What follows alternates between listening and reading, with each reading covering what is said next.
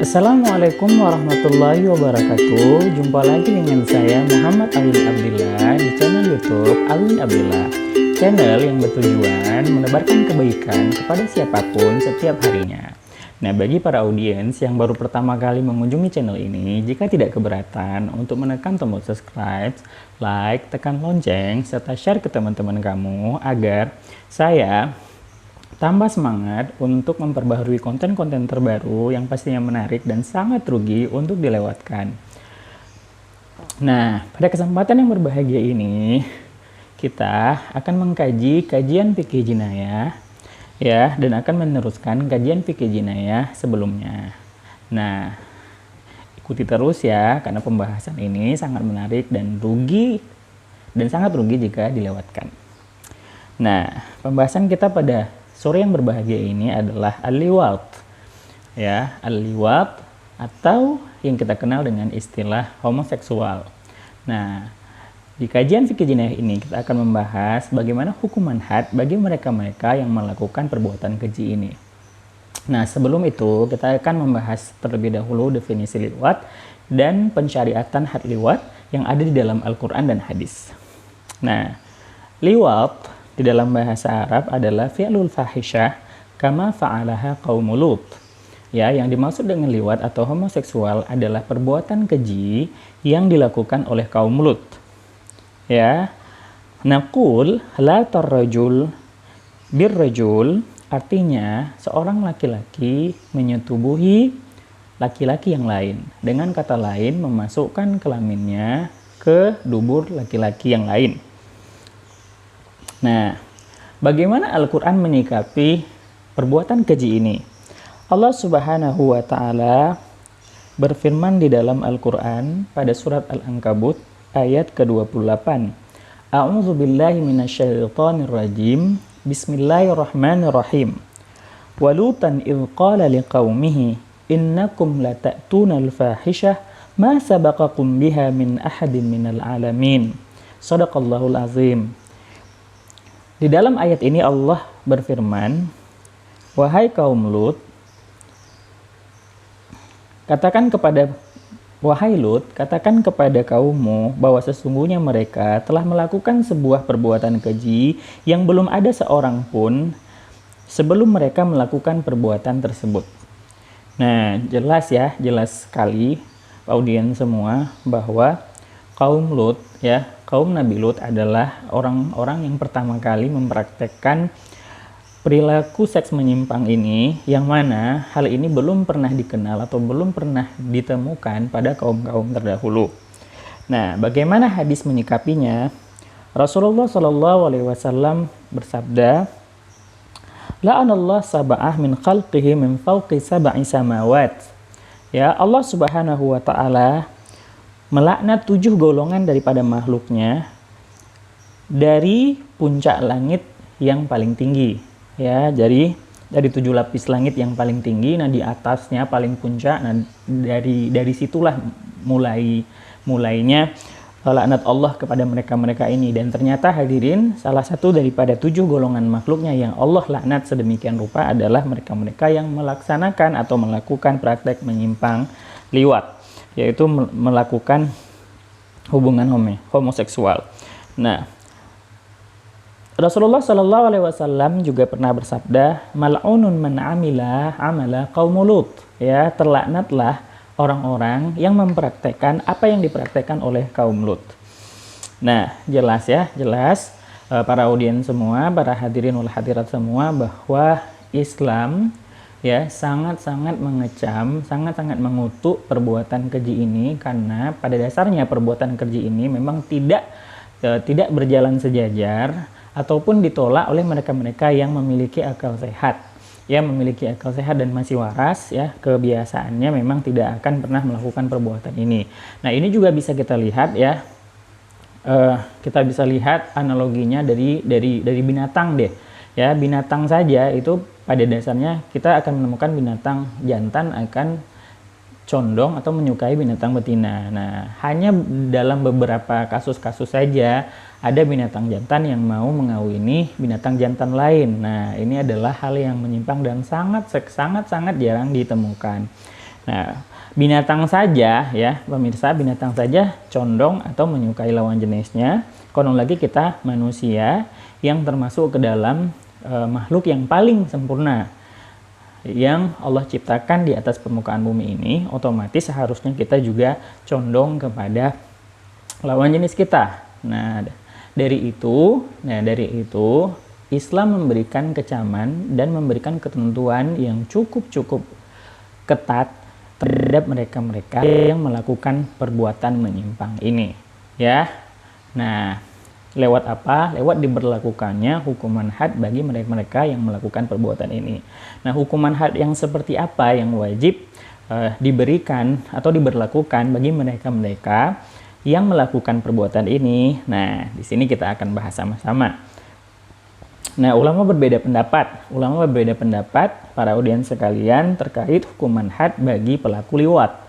Nah, secara garis besar ulama terbagi kepada dua kelompok. Kelompok pertama adalah mereka-mereka yang berpendapat bahwa pelaku homoseksual itu tidak diberlakukan bagi mereka hukuman had. Dan kelompok yang kedua, mereka-mereka yang berpendapat bahwa pelaku homoseksual itu diberlakukan bagi mereka hukuman had. Nah, siapa sajakah mereka? Nah, kelompok pertama yang berpendapat bahwa pelaku homoseksual itu tidak diberlakukan bagi mereka hukuman had adalah Imam Abu Hanifah. Ya. Faqad dhahaba ila anna liwata la hadda fih. Ya, jadi Imam Abu Hanifah berpendapat bahwa pelaku homoseksual tidak diberlakukan baginya hukuman had. Wa inna ma fihi ta'zir ala kulli minal fa'il wal maf'ul bih. Ya, melainkan diberlakukan bagi mereka hukuman ta'zir ya, baik bagi si pelaku atau pelaku aktif ataupun maf'ul bih ataupun korban. Ya. Nah, kalau dalam istilah homoseksual sekarang, istilah fa'il wal maf'ul itu dikenal dengan istilah top and bot ya. Top and bot. Nah, jadi baik yang top ataupun yang bot, kedua-duanya wajib diberlakukan hukuman had. Nah, pertanyaannya, kenapa Imam Abu Hanifah berpendapat pelaku homoseksual itu tidak diberlakukan baginya hukuman had? Nah, menurut Abu Hanifah, homoseksual bukanlah perzinahan yang hakiki. Perzinahan yang hakiki adalah bertemunya dua kelamin, yaitu kelamin laki-laki yang dimasukkan ke dalam kelamin perempuan, yang mana itu sudah kita bahas di kajian fikih jinayah sebelumnya. Nah, sedangkan zina yang sedemikian rupa itu tidak ditemukan di dalam praktek menyimpang ini, ya, praktek seks menyimpang ini. Nah, dari itu tidak diberlakukan baginya hukuman had zina. Nah, seperti itu. Dan Imam Abu Hanifah juga berpendapat bahwa kenikmatan yang dihasilkan ya lewat hubungan ini tidak sama ya dengan apa yang dihasilkan oleh zina. Nah, dari itu karena kenikmatan juga tidak sama dengan kenikmatan zina, maka hukumannya juga tidak boleh sama dengan hukuman zina. Nah, ini menurut Imam Abu Hanifah. Nah, sedangkan kelompok yang kedua adalah Malikiyah, Syafi'iyah, wal Hambaliyah, serta dua sahabat dari Imam Abu Hanifah, yaitu Muhammad dan Abu Yusuf. Ya, mereka berpendapat bahwa mereka-mereka yang melakukan homoseksual, mereka wajib diberlakukan hukuman had. Nah, namun sekali lagi, kelompok yang kedua ini mereka nantinya berbeda pendapat hukuman had yang seperti apa yang wajib diberlakukan bagi mereka-mereka yang melakukan hubungan homoseksual. Nah, ya. Nah, oke. Nah, itu nanti akan kita bahas ya. Jadi, Imam Malik, Imam Syafi'i, kemudian Imam Ahmad bin Hambal beserta pengikutnya serta kedua sahabat daripada Imam Abu Hanifah, mereka berpendapat ya, perbuatan keji yaitu perbuatan homoseksual itu wajib diberlakukan padanya hukuman had ya jika yang melakukannya itu terpenuhi syarat-syaratnya. Nah, seperti yang pernah kita bahas sebelumnya dalam perkara zina, yaitu pelaku haruslah balik dan berakal, kemudian tidak sedang dalam paksaan dan sebagainya. Oke ya. Nah, itu dia. Nah, selanjutnya kita akan menjelaskan tentang perbedaan pendapat di kalangan ulama pada kelompok yang kedua tadi. Nah, jadi kelompok yang kedua tadi mereka menyepakati ini diberlakukan hukuman had bagi yang melakukan hubungan homoseksual. Namun, mereka berbeda pendapat dalam menentukan hukuman had yang seperti apa. Nah, dalam permasalahan ini, ya, ulama terbagi kepada dua pendapat. Nah, pendapat yang pertama yaitu pendapat kedua sahabat dari Imam Abu Hanifah, yaitu Muhammad dan Ibnu Yusuf dan Abu Yusuf, ya. Mereka berpendapat bahwa hukuman had bagi pelaku homoseksual itu sama seperti hukuman had zina. Ya, jadi sama persis seperti hukuman had zina. Nah, jika dia muhsan, ya, jika dia zina muhsan atau sudah menikah maka dirajam. Nah, jika ghairu muhsan dijilid atau dicambuk sebanyak 100 kali. Nah, hal ini, ya, pendapat ini didasari oleh sabda Rasulullah SAW yang berbunyi, "Idza atar rajul ar-rajula fahuma zaniyan." Nah, jika seorang laki-laki menyetubuhi laki-laki, maka keduanya adalah penzina. Nah, berdasarkan hadis ini, ya, kedua sahabat dari Imam Abu Hanifah tadi berpendapat bahwa hukuman had bagi pelaku homoseksual itu sama persis seperti hukuman had zina. Nah, pendapat yang kedua adalah pendapat Malikiyah, ya, yaitu pendapat Malikiyah serta salah satu pendapat di dalam mazhab Hambali, dan demikian pula pendapat yang ghairul masyhur di dalam pendapat Syafi'i, ya. Nah, mereka berpendapat bahwa barang siapa yang melakukan hubungan homoseksual, ya, baik dia itu pelaku aktif atau pelaku pasif, ya, baik dia itu top atau bot, ya, maka keduanya itu wajib dibunuh, ya, keduanya itu wajib dibunuh. Nah, ini berbeda sekali dengan pendapat sebelumnya, yaitu pendapat kedua sahabat dari Imam Abu Hanifah yang menyamakan hukuman had homoseksual dengan hukuman had zina. Nah, di pendapat yang kedua ini Imam Malik serta salah satu riwayat dari pendapat mazhab Hambali, kemudian juga pendapat yang tidak masyhur di dalam mazhab Syafi'i berpendapat wajib dibunuh, ya. Pendapat ini didasari oleh hadis Rasulullah SAW juga yang berbunyi, "Man wajadtumuhu ya'mal amala qaumi Lut faqtulul fa'il wal maf'ul bih." Ya, jadi barang siapa yang menemukan seorang laki-laki atau laki-laki yang mempraktekkan, ya, apa yang dipraktekkan oleh kaum Lut, maka bunuhlah keduanya, baik pelaku pasif atau pelaku aktifnya. Nah, seperti itu. Oke, tadi ada yang ketinggalan, pemirsa, maaf. Jadi di pendapat yang pertama tadi yang berpendapat bahwa hukuman had bagi pelaku zina itu hukuman had bagi pelaku liwat itu sama persis dengan hukuman had bagi pelaku zina. Nah, di sana juga yang berpendapat dengan pendapat itu adalah termasuk ke dalamnya salah satu riwayat dari mazhab Hambali, dan demikian juga pendapat Syafi'i menurut pendapat yang mu'tamad di dalam mazhab Syafi'i. Oke, ya. Nah, jadi bisa kita simpulkan dalam mazhab Hambali itu ada dua riwayat, ya. Riwayat yang pertama itu berpendapat sesuai dengan pendapat yang pertama, disesuaikan dengan hukuman had zina, dan riwayat yang kedua itu berpendapat dengan pendapat yang kedua, yaitu dibunuh.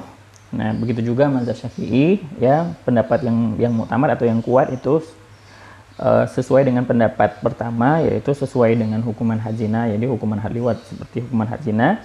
Dan pendapat yang tidak masyhur di dalam mazhab Syafi'i itu berpendapat sesuai dengan pendapat kedua, yaitu dibunuh. Oke, nah dengan demikian, karena kita mazhab Syafi'i, kita dapat menyimpulkan bahwa di dalam mazhab kita itu pelaku homoseksual itu, atau kalau di dalam istilah sekarang mereka-mereka yang bernaung di bawah bendera pelangi itu diberlakukan bagi mereka itu hukuman had, ya. Dan menurut pendapat yang kuat dalam mazhab kita itu, yaitu hukumannya sama seperti hukuman had zina ya, tergantung apakah dia muhsan atau ghairu muhsan. Nah, oke. Nah, timbul pertanyaan nih. Tadi kan kita udah ngomongin homoseksual. Nah, apa hukuman had bagi pelaku lesbi? Nah, ya pemirsa ya. Nah, pelaku lesbi ini berbeda dengan pelaku homoseks ya atau gay ya, berbeda di dalam konsep fikih jinayah ya. Jadi ulama sepakat bahwa pelaku lesbi ini tidak diberlakukan baginya hukuman had ya, tidak diberlakukan baginya hukuman had, melainkan hanya diberlakukan hukuman takzir ya, bukan berarti tidak dihukum ya, tetap dihukum karena itu perbuatan keji dan menyimpang, namun yang diberlakukan bukanlah hukuman had melainkan hukuman takzir ya. Jika dicambuk ya berarti tidak boleh melampaui batas cambuk minimal di dalam hukuman had. Nah, misalnya 40 kali cambuk ya, berarti nggak boleh sampai 40, 39 dan seterusnya ke bawahnya. Nah, seperti itu, dan hukuman had lain bagi pelaku lesbi. Nah, mengapa demikian? Apa yang membedakan praktek lesbi dengan praktek homoseksual? Karena di dalam hubungan lesbi, yaitu hubungan seks antara perempuan dengan perempuan, nah menurut para ulama la ilaja fi, yaitu tidak ada sesuatu yang dimasukkan di sana. Nah, mana sesuatu yang dimasukkan di sana, tidak ada kemaluan yang bisa dimasukkan dari satu perempuan ke perempuan yang lain. Nah, itu yang menyebabkan kenapa hukum bagi pelaku sihab ya atau pelaku lesbi itu tidak diberlakukan bagi mereka hukuman had, melainkan hanya berlaku hukuman takzir. Nah, itu dia pemirsa ya. Jadi secara garis besar, nah itu dia ya. Oke, jadi secara garis besar tidak ada satu ulama pun yang membenarkan perilaku ini ya, membenarkan praktek ini ya. Walaupun Imam Abu Hanifah tidak memberlakukan hukuman had bagi pelaku liwat, namun Imam Abu Hanifah berpendapat tetap diberlakukan ukubah takzir ya, ukubah takzir. Oke. Nah, selanjutnya kita akan membahas tentang ukubah mayyatil bahimah ya, yaitu hukuman yang diberlakukan bagi mereka-mereka yang menyetubuhi hewan. Nah, ya mungkin timbul pertanyaan di benak kita, apakah ada ya manusia waras yang mau menyetubuhi hewan ya? Bahimah di sini adalah hewan ternak. Nah, ternyata kalau kita telusuri banyak sekali kasus-kasus seperti ini pemirsa ya. Banyak sekali kasus-kasus seperti ini yang terjadi di seantero dunia, di mana manusia itu menyetubuhi hewan ternak. Nah, sekarang kita akan membahas bagaimanakah fikih jinayah menyikapi ini. Adakah hukuman khusus ataukah tidak ada hukuman had di sana, ataupun ada? Oke, yuk sama-sama kita bahas. Ya. Nah, mazhab Hanafi berpendapat innahu la hadda ala ma wata'a bahimah.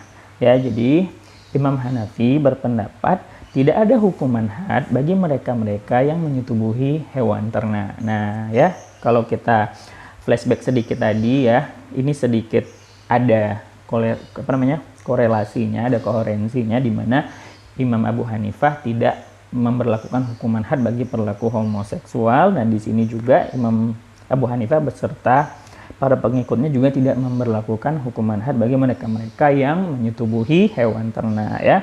Nah, kalau di kasus homoseksual saja tidak ada, di sini juga tidak ada. Nah, kita bisa lihat ya korelasinya ya. Nah, apa sebabnya? Nah, kenapa Hanafiyah atau mazhab Hanafi itu berpendapat tidak ada hukuman had bagi mereka-mereka yang melakukan hubungan seks dengan hewan ternak? Anna waf'al bahimah laisa fi ma'na zina. Ya, nah, jadi menurut mereka ya, bersetubuh dengan hewan ternak itu tidak ada makna zina di dalamnya ya, tidak ada makna zina di dalamnya, seperti itu ya. Maksudnya tidak ada makna zina, karena apa? Karena kenikmatannya juga berbeda ya. Kemudian zina yang apa maksudnya ya, zina yang pernah kita jelaskan di kajian sebelumnya, yaitu bertemunya kelamin manusia dengan manusia, kemudian pastinya sebelum munculnya zina itu adanya syahwat dan sebagainya. Ini biasanya dan kebiasaannya tidak ditemukan pada hewan ternak. Nah, coba ya bayangin aja deh, kawan-kawan handai tolan pemirsa semua, ketika kita punya lembu, kita punya kerbau misalnya, kita punya sapi yang konon mereka itu, yang konon hewan-hewan ternak itu adalah hewan-hewan joro yang tidak mandi gitu kan. Seseorang yang beragama, kemudian waras, kemudian juga menggunakan akal sehatnya, kayaknya 0,00% deh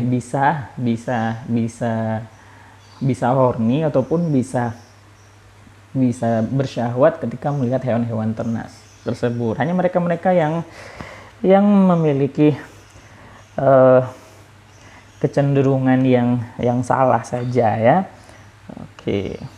Nah, jadi itu dia. Nah, sedangkan tadi kita udah ngomong masalah pelakunya nih, Nah, hewan ternaknya diapain? Nah, kalau dalam mazhab Hanafi ya, hewan ternak yang sudah disetubuhi oleh seseorang itu tidak boleh lagi dimakan ya, tidak boleh lagi disembelih dan kemudian dikonsumsi, melainkan hewan tersebut harus dibunuh dan dibakar. Nah, hal ini didasari oleh hadis Rasulullah SAW. Rasulullah SAW bersabda, "Man atal bahima faqtuluhu waqtuluha ma'ahu." Ya. Rasulullah SAW bersabda, barang siapa yang menyetubuhi hewan ternak, maka bunuhlah ia serta bunuhlah hewan ternak tersebut bersamanya. Oke. Itu dia pendapat Hanafiyah. Nah, bagaimanakah pendapat Malikiyah? Ya, jadi Imam Malik beserta pengikutnya berpendapat inna ityanal bahimah laisa zina wa in kana ma'siyah wa huwa yathbutu bi syahidain. Nah, jadi menurut pendapat Maliki ya, mereka-mereka yang menyetubuhi hewan ternak ya tidak dikategorikan ke dalam kategori zina, melainkan hal tersebut hanyalah perbuatan maksiat saja. Nah, perbuatan maksiat, perbuatan yang dilarang ya, namun tidak dikategorikan ke dalam kategori zina. Wa huwa yathbutu bi syahidaini ya, jadi hal tersebut harus ditetapkan oleh kesaksian 2 orang saksi. Nah, yang membuat pendapat ini berbeda dengan pendapat Hanafi adalah wala tuqtal al-bahimah. Jadi hewan ternak tersebut tidak dibunuh. Ya, walaisa fi dzalika min uqubah siwa ta'dib bi ijtihadil imam. Ya, jadi menurut mazhab Maliki ya, mereka-mereka yang melakukan perilaku ini ya tidak dihukum dengan hukuman apapun kecuali hukuman ta'dib, hukuman yang bersifat edukasi ya, dengan ijtihad pemimpin. Jadi pemimpin atau imam di sini ya berijtihad hukuman apa yang kiranya layak bagi seseorang yang melakukan perbuatan ini, yang hukuman tersebut dapat mengedukasi dia dan membuat ia tidak mengulangi perbuatan yang sama. Nah, itu dia adalah mazhab Maliki. Nah, kita sekarang ke mazhab Syafi'i. Nah, menurut mazhab Syafi'i, mereka-mereka yang melakukan perbuatan ini atau mereka-mereka yang menyetubuhi hewan ternak, nah itu dalam mazhab Syafi'i itu ada 3 pendapat. Nah, dalam mazhab Syafi'i sendiri itu ada 3 pendapat. Berarti ulama-ulama Syafi'i ya, itu berbeda dalam menyikapi permasalahan ini. Ya. Nah, pendapat yang pertama adalah yajibu alaihil qatlu. Ya. Jadi pendapat pertama dalam mazhab Syafi'i itu berpendapat mereka-mereka yang menyetubuhi hewan ternak itu harus dibunuh atau wajib dibunuh sesuai dengan hadis yang diriwayatkan Ibnu Abbas bahwa sesungguhnya Nabi SAW bersabda, man atabahimah faqtuluhu waqtuluha ma'ahu. Ya, barang siapa yang menyetubuhi hewan ternak, maka bunuhlah si pelaku serta bunuhlah hewan ternak tersebut bersamanya. Nah, ini pendapat yang pertama. Nah, pendapat yang kedua, anna ityanal bahimah min haitsul hukmi kazina. Ya, jadi mereka-mereka yang menyetubuhi hewan ternak itu hukumnya sama seperti hukum zina, ya, berlaku padanya hukuman had zina, ya, diklasifikasi. Jika dia itu muhsan sudah menikah maka dirajam, jika ghairu muhsan belum menikah maka dicambuk 100 kali. Nah, pendapat yang ketiga di dalam mazhab Syafi'i yaitu yajibu fihi ta'zir wa laysal had. Nah, ya, di pendapat yang ketiga ini ya berpendapat bahwa wajib diberlakukan padanya itu hukuman ta'zir dan tidak ada padanya itu hukuman had. Oke ya. Jadi kalau kita lihat dalam mazhab Syafi'i ini, dalam mazhab Syafi'i sendiri ada 3 pendapat. Jadi para ulama Syafi'iyah itu tidak menyepakati satu pendapat saja, tapi ada 3 pendapat. Oke. Nah, sedangkan hewan yang disetubuhi, nah ulama Syafi'i juga berbeda pendapat di sini. Ya. Jadi di dalam mazhab Syafi'i sendiri ada yang berpendapat hewannya juga wajib dibunuh. Ya, ada hewannya juga wajib dibunuh. Nah, ada juga pendapat yang berpendapat bahwa jika hewannya tersebut merupakan hewan yang bisa dimakan, maka hewan tersebut disembelih dan dimakan. Dan jika hewan tersebut merupakan hewan yang tidak bisa dimakan, maka hewan tersebut tidak boleh disembelih. Ya, kenapa? Karena Nabi SAW pernah bersabda, atau dalam sabdanya itu Nabi melarang menyembelih hewan-hewan yang tidak dapat dimakan. Nah, seperti itu ya. Nah, yang terakhir kita akan membahas mazhab Hambali. Nah, bagaimanakah mazhab Hambali menyikapi mereka-mereka yang menyetubuhi hewan ternak? Nah, di dalam mazhab Hambali ini sendiri terdapat 2 riwayat. Nah, juga terdapat pula 2 riwayat. Nah, riwayat yang pertama yaitu diwajibkan hukuman had bagi mereka-mereka yang melakukan perbuatan seks atau menyetubuhi hewan ternak. Ya, sejalan dengan hadis Ibnu Abbas yang saya sebutkan tadi. Nah ya. Diwajibkan bagi mereka hukuman had. Nah, hukuman had yang seperti apa? Nah, hukuman yang had seperti apa? Berbeda pendapat lagi dalam mazhab Hambali, pemirsa. Nah, ada yang berpendapat hukumannya itu hukuman bunuh ya, berarti dibunuh. Ada juga yang berpendapat hukumannya itu sesuai dengan hukuman had zina. Nah, riwayat yang kedua di dalam mazhab Hambali, di sana ulama-ulama mazhab Hambali berpendapat ya, bagi mereka-mereka yang menyetubuhi hewan ternak ya tidak diberlakukan pada mereka hukuman had, melainkan hanya ditakzir. Oke ya.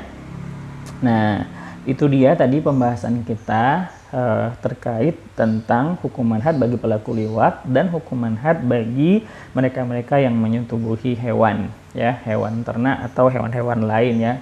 Nah, kenapa di sini dikatakan hewan ternak ya? Pada masa Arab ya cenderungnya pada masa itu memang mereka menyetubuhi hewan ternak, dan jika ada di masa sekarang ini orang-orang yang menyetubuhi hewan peliharaan mereka dan itu bukan hewan ternak, tetap diberlakukan pada mereka hukuman yang sudah kita bahas tadi ya. Jadi tidak hanya terbatas pada hewan-hewan ternak saja. Nah, oke. Mungkin hanya sampai di sini dulu kajian fikih jinayah kita pada hari yang berbahagia ini. Sekali lagi ya, bagi para audiens semua yang belum subscribe ya, jika tidak keberatan tekan subscribe, kemudian tekan lonceng, like serta share ke teman-teman semua agar channel ini bisa menebarkan kebaikan kepada siapapun setiap harinya, dan saya pastinya Muhammad Al-Mu'la akan makin semangat untuk memperbaharui konten-konten terbaru yang pastinya sangat menarik dan akan menambah edukasi kita semua. Nah, oke.